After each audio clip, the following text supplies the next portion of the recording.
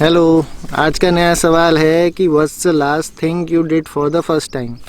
कि ऐसा क्या काम है जो आपने पहले किया, एक बार पहले किया और उसके बाद कभी दोबारा नहीं किया, मतलब एक ही बार किया ज़िंदगी में। तो मैंने ऐसा काम किया है। वो काम ये था कि मेरे को सिंगिंग सीखने का मन हो गया था कॉलेज के टाइम पे, और मैंने सोचा कि सिंगिंग सीखता हूँ क्योंकि सिंगर बनने का मन हो गया था।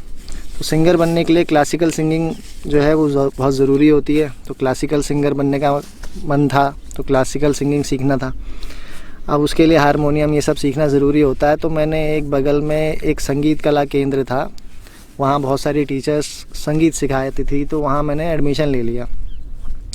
अब वहाँ बहुत से तरीके के लोग आते थे, जो कोई पियानो सीख रहा है, कोई हारमोनियम सीख रहा है, कोई क्लासिकल सिंगिंग सीख रहा है, कोई तबला सीख रहा है, मतलब बहुत तरीके के, कोई बांसुरी सीख रहा है, और वो बहुत सालों तक सीखते थे।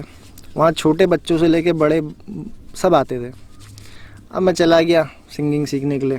तो तब वहाँ जो टीचर थी उनने क्या करा, मुझे एक भजन था वो सिखाया हारमोनियम पे और कहा बैठ जाओ और ये गाना मेरे सामने गाओ। तो मैं बैठ गया। अब उनने मेरे बगल में एक तबले वाले को बैठाया, और तबला वाला था, वो बच्चा था, वो या 1 या 2 में पढ़ता होगा, उसको मेरे बगल में बैठा दिया। अब मैं बजा रहा हूँ, गा रहा हूँ, वो बच्चा तबला बजा रहा है। तो मेरे को पता नहीं अजीब सा लगने लगा, थोड़ी शर्म सी भी आने लगी।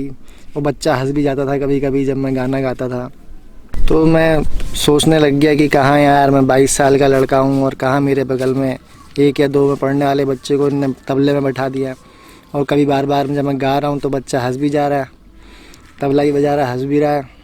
तो मेरे को थोड़ी बेइज्जती सी लगने लगी, और क्योंकि आगे भी बहुत सारे लोग बैठे हुए थे तो वो भी हंस जा रहे थे कभी कभी।